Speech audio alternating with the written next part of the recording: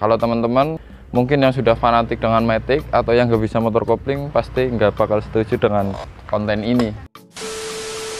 Assalamualaikum warahmatullahi wabarakatuh. Balik lagi di channel ini. Buat teman-teman yang bingung kalau mau beli motor bekas, bingung mau pilih motor Matic atau motor sport, teman-teman simak aja videonya sampai habis.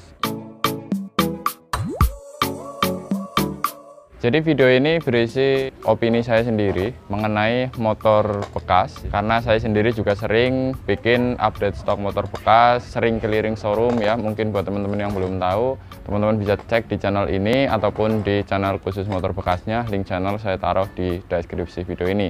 Di video ini saya lebih menekankan ke alasan-alasan kenapa sih saya lebih memilih motor sport. Seperti yang ada di belakang saya, di sini sudah ada Evio facelift ya. Ini juga sudah di konten kenapa ini dibeli, ya tentunya juga karena harga, kondisi, dan juga ada story-nya gitu ya. Kemudian di bagian sini ini ada CBR 150R K45N tahun 2019. Kalau ngomongin motor bekas itu bisa dikatakan murah jika kita bandingkan dengan harga baru ya. Harga baru berapa, harga bekasnya berapa. Kenapa saya lebih memilih motor sport jika dibandingkan dengan motor Matic? Ya karena efek dari motor Matic yang semakin banyak digemari oleh orang-orang. Otomatis harga bekasnya juga naik, bahkan banyak yang harga bekas motor Matic jika dibandingkan dengan motor barunya itu hanya selisih sedikit. Nah ini membuat kami yang suka dengan motor sport itu jadi lebih bisa dapat motor yang kalau barunya mahal, tetapi karena motor sport bekas itu tidak semenarik motor Matic di akhir-akhir ini, jadi harganya jauh lebih turun. Ya kalau kita ngomongin harga, ini di bagian belakang sini ada CBR K45N tahun 2019. Jika tipenya standar bukan yang ABS, biasanya di harga 21 juta atau di 20 juta atau 21 lah. Kalau kita bandingkan dengan motor Matic, ini bisa dapat Vario tahun 2021, Vario 125 atau Vario 150 tahun 2020. Untuk tahunnya mirip-mirip ya, 2019-2020. Nah jika dibanding dengan harga barunya, CBR ini harganya kalau yang standar CBR seperti ini itu di 35, Vario itu paling kan di 24 ya mahal-mahalnya. Dan untuk harga bekasnya itu sama di 20-an, berarti yang hemat banyak itu kan motor sportnya gitu. Kita hanya beli di harga 21, kita sudah merasakan motor harga 35 juta. Tetapi jika kita beli motor Matic harga 20, misal belinya Vario, ya kita merasakan motor baru yang harganya 24 juta gitu. Jadi selisih perbandingannya motor sport itu jauh lebih murah. Seperti yang ada di belakang sini, ini adalah Satria Evio facelift. Kalau di sini tuh harganya sekitar 9 jutaan. 9,3 atau 9. Untuk yang kilometer rendah seperti ini ya ini 10 lah, 10 atau bahkan lebih ya, karena sangat sulit untuk mencari motor tahun 2014 dengan kondisi yang masih bagus, masih fresh. Nah jika kita bandingkan harga 10 juta paling itu dapat Beat, bahkan Beat Karbu di daerah sini tuh harganya 9 juta ya. Ya anggap aja Beat injeksi lah yang awal-awal ya. Ya menurut saya jika dibandingkan itu ya jauh gitu. Misalkan kalau kita ngomongin motor murah ya, untuk kisaran harga 10 sampai 13 jutaan. Itu kan ada Sonic harga segitu, mungkin 11 juta untuk tahun yang awal-awal. Evio injeksi kalau di sini sekitar 12 sampai 13 jutaan. Kemudian Supra GTR itu juga di harga 12 jutaan sampai 13 juta untuk tahun awal-awal. Nah, jika dibandingkan dengan Matic hanya dapat Beat injeksi yang pertama, atau kalau Vario itu dapatnya Vario 125 tahun 2012 yang masih lampu halogen yang gede. Jika kita bandingkan dengan harga baru, misalkan kita anggaplah yang 12 jutaan ya, 12 jutaan itu Vario 125 model lampu halogen, dibandingkan dengan Supra GTR ya. Supra GTR itu harga baru sekitar 23, mungkin awal-awal rilis segitu ya, dan sekarang itu di 24 kalau nggak salah atau 25. Jika kita belinya Vario ya dapatnya tahunnya 2012. Jika kita belinya motor sport bisa dapat tahun 2017 atau 2016 untuk Sonic ataupun Supra GTR itu. Dan jika dibandingkan dengan harga baru ya, untuk harga 13 jutaan dapat motor yang barunya itu sekitar 24, yaitu selisihnya banyak banget gitu. Dan motor juga belum terlalu tua. Kalau kita ngomongin hanya fair-fairan dapat mesin cc segini dengan tenaga segini itu kan kayak nggak terlalu fair ya. Seperti yang sudah kita contohkan tadi, ini adalah CBR. CBR ini memiliki tenaga sekitar 17 PS. Kalau untuk Matic 125 cc Vario itu kan paling berapa ya? Yang nggak tinggi-tinggi banget lah. Kalau ngomongin akselerasi top speed, kayaknya ini jauh lebih menang gitu. Itu sih kalau dari segi harga itu udah pasti kenapa saya lebih memilih motor sport. Dan alasan yang lain, ini lebih ke alasan bukan motor bekas, bukan motor baru, bukan ini ya.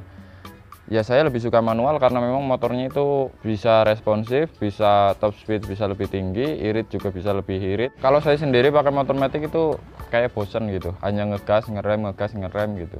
Yang membuatnya kita bosan di jalan raya dan nggak ada apa ya, istilahnya mungkin ya seni berkendara gitu ya. Kalau kita pakai motor manual kan ada ngopling, ada ngurangin gigi gitu, mainin rasio ya. Kalau motor matic kan mau lari 80 ya kurang lebih RPM-nya segitu. Mungkin di Vario 150 lah, lari 80 ya kurang lebih RPM-nya udah mau limit gitu. Udah RPM tinggi. Tapi jika kita mau beli motor manual ya seperti ini, lari 80 ya kita mau mode nyantai ya mungkin bisa di gigi 6, mau mode agresif ya bisa gigi 3 atau gigi 4. Seperti contohnya kalau kita mau mendahului motor yang ada di depan kita atau mobil. Yang namanya kita mau nyalip itu kan harus perhitungkan ya supaya nyalipnya itu lebih cepat waktunya. Kalau terlalu lama pas nyalip itu kan bahaya ya, bisa ditabrak dari depan. Tapi kalau matic kan ya itu, kalau kiranya pengen cepet ya ancang-ancang dulu dari jauh, udah dimentokin gasnya gitu. Tapi sedangkan motor manual kan enggak. Motor manual itu kalau misalkan kita lagi riding gigi 4 itu dianggap terlalu nyantai. Kemudian mau nyalip mobil di depan kita dan kalau kita mau gas mungkin agak sedikit berat. Ya itu kan bisa diakali ya supaya bisa responsif. Kalau mau nyalip dikurangin gigi lagi gitu.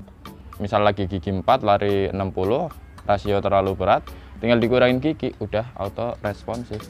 Nah begitu juga di tanjakan ataupun di turunan. Kalau matic itu identik dengan rem ngeblong jika di turunan yang panjang, ya motor manual menurut saya nggak ada isu-isu seperti itu ya. Asalkan kalian jago pasti bisa. Kalau ngomongin turunan, motor matic itu kan ada yang namanya engine brake, cuma nggak terlalu lama gitu dan nggak terlalu berat gitu, masih ngedlosor. Nah kalau motor manual itu kan kita bisa atur. Misalkan kalau yang pakai motor matic ya di turunan panjang, gasnya sampai habis, itu mesin masih nahannya tapi nggak terlalu banyak ya. Kemudian kalau lama nggak digas itu akan ngelos.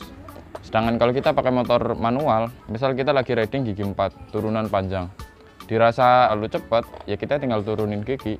Jadi rasio diperberat saat turunan gitu. Jadi dari komponen remnya itu tidak terlalu terbebani. Sedangkan kita kalau pakai motor matic, kalau lagi turunan, dirasa sudah terlalu kencang, ya kita hanya ngandelin rem. Jika turunan itu panjang, ya remnya itu akan panas dan akan ngeblong. Ya kurang lebih kayak gitulah.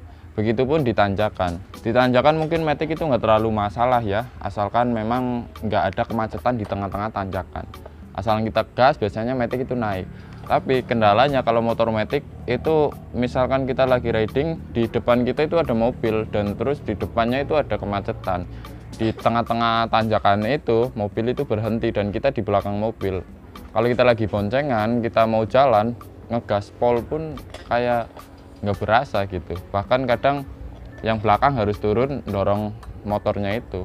Nah sedangkan kalau kita pakai motor manual kan nggak gitu. Misalkan kita di belakang mobil yang lagi macet ya, sama seperti tadi, ya kita kan hanya pakai gigi 1 aja udah pasti naik walaupun boncengan gitu. Nah begitu juga kalau di tanjakan yang cukup curam tapi panjang. Nah misalkan kalau kita pakai motor matic kan awal itu masih kuat, misal boncengan ya, nanti di atas itu udah kayak orang jalan aja gitu, bahkan bisa-bisa nggak kuat. Kalau kita pakai motor manual, walaupun boncengan, kita bisa ambil langsung dari gigi 3 terlebih dahulu. Kalau dirasa ditambah gas kepala RPM kurang, itu bisa diturunin, nanti RPM naik lagi. Kalau dirasa masih curam banget dan semakin digas kok RPM semakin turun, berarti tandanya mesin itu terlalu berat, turunin gigi 1. Kalau menurut saya sih udah pasti bisa nanjak ya, ya kecuali tanjakannya kayak tembok gitu. What? Diam! Ya kayak gitulah, kenapa saya lebih suka motor